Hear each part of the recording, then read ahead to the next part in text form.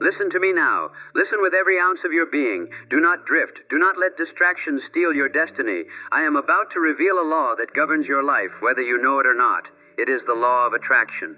And how you are using it right now may be shaping your fortune or building your defeat. I do not say hear, I say listen. Hearing passes through the ears, but listening, true listening, imprints upon the subconscious and commands your belief. And belief, my friend, shapes your world. This law is not new. It is eternal. It is the reason some men rise from nothing to command empires, while others with the same tools rot in mediocrity. Listen now, and you will understand how Andrew Carnegie attracted steel, how Thomas Edison attracted invention, how Henry Ford attracted power, and how every great man who has ever lived pulled success into his life by the magnet of thought, backed by faith, decision, and action. Listen, and you will understand why your own results are what they are. But if you do not listen, if you skip, if you wander, if you promise yourself you'll come back later, know this: you have already heard this law before, not in words perhaps, but in experience. Every time you feared and your fears came true, every time you hesitated and the opportunity vanished, every time you said, "That always happens to me," that was the law at work, and you did not even know it. You have already attracted the life you live. You are already magnetizing people, events, conditions, and results every single day. The only question is, are you doing it on purpose, with power, by decision, or by default? Listen to me now, and I will give you the structure. Ignore me, and you will continue to live by accident. This law responds to your dominant thought.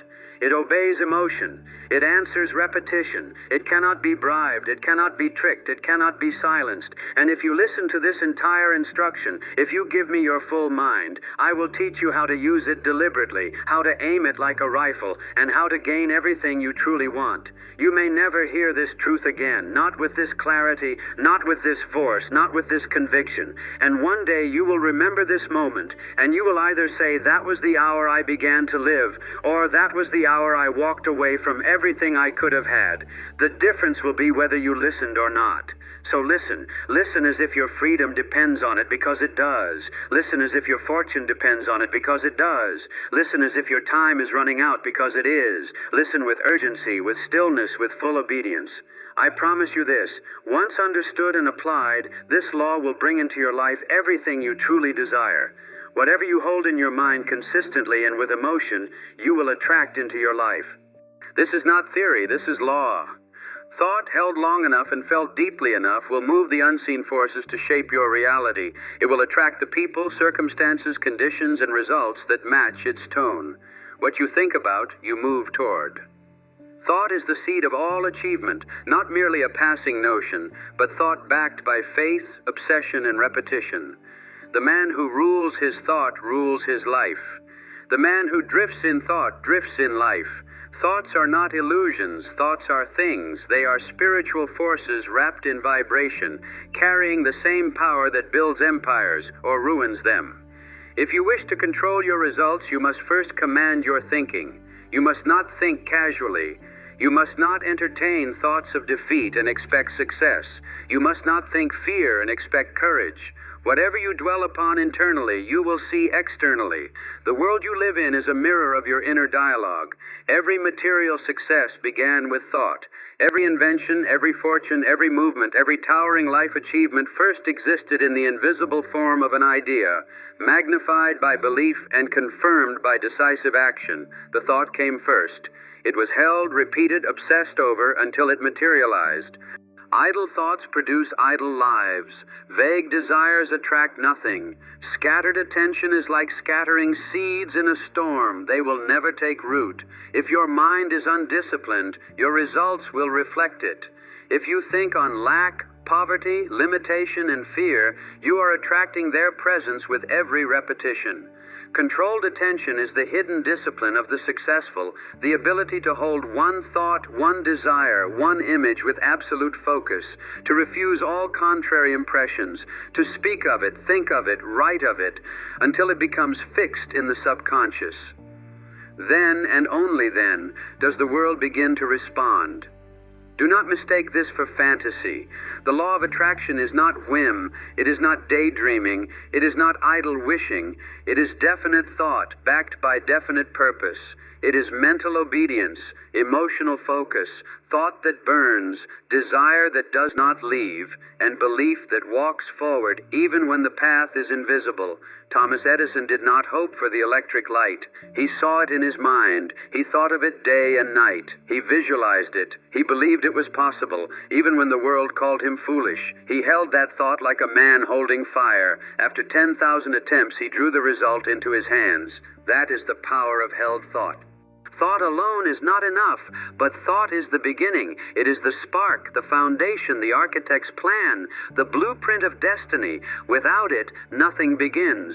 So I ask you now, what are you holding in your mind? What picture dominates your thought? Is it vague or definite, fearful or empowered, passive or fiery with purpose? You must choose your dominant thought. You must write it. You must speak it. You must see it in your imagination, each morning and each night. It must become so familiar that it is as real as the chair you sit on. Once it is that real in your mind, it begins to take shape in your world. Do not allow contrary thoughts to enter. Once planted, your thought must be guarded like a garden. Remove weeds quickly. Reject doubt. Starve fear. You may say, that is difficult. I say no, it is discipline. Every great man must do this. No empire was built by weak thought. No success was drawn into the life of the scattered. You are not weak. You are not here to drift. You are here to think on purpose and to attract by law what you have chosen. Here is your first instruction. Write your dominant thought. Speak it aloud 5 times each morning and 5 times each night. Tomorrow do the same, and the day after. When doubt comes, return to your thought. Repeat it, declare it, until it becomes who you are. This is the first principle of the law of attraction as I teach it. It is not magic, it is law. Law does not care for feelings. It obeys repetition. It moves in the direction of focus. And it begins with thought. Not once, not twice, but daily, hourly, relentlessly. I ask you now, what are you attracting? Not what you say you want, but what you think about most. The answer is in your life already. Look at your results.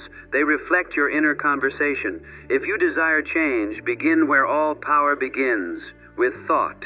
Not casual thought, but controlled attention, backed by burning desire. Repeat after me. I am the master of my thoughts. I choose what I attract. I think only what supports my aim. I hold my desire with discipline. I do not drift. I do not fear. I think on purpose and I attract what I have chosen. Say it aloud, again, until it takes root. Speak it into your subconscious. The mind is not changed through listening. It is changed through repetition, through command, through instruction. And you are the only one who can give it. Thought is the seed. Guard the seed. Water it daily. Shield it from doubt. Repeat it aloud. Act upon it. Watch what begins to grow. It is not enough to think. You must feel what you think. You must repeat what you feel. It is not thought alone that attracts. It is emotion-charged, repeated thought that becomes magnetic. The law of attraction does not respond to cold intellect. It responds to burning faith, to emotion, to belief that is spoken, lived, and held with intensity. The subconscious mind does not speak the language of logic. It accepts what is repeated and felt. This is why men say, I always fail, and find it to be true, not because the world has conspired against them, but because they repeated the feeling of failure until their own mind believed it and summoned it. Fear, doubt, worry, these are not harmless thoughts. They are commands. They are seeds. They are prayers in reverse. And they carry weight when you dwell on them with emotion. Just as desire attracts success, fear attracts defeat. You cannot hold both and expect greatness. So what must you do? You must use auto-suggestion. You must speak aloud what you intend to believe. Say it clearly with conviction again and again until your mind accepts it as reality.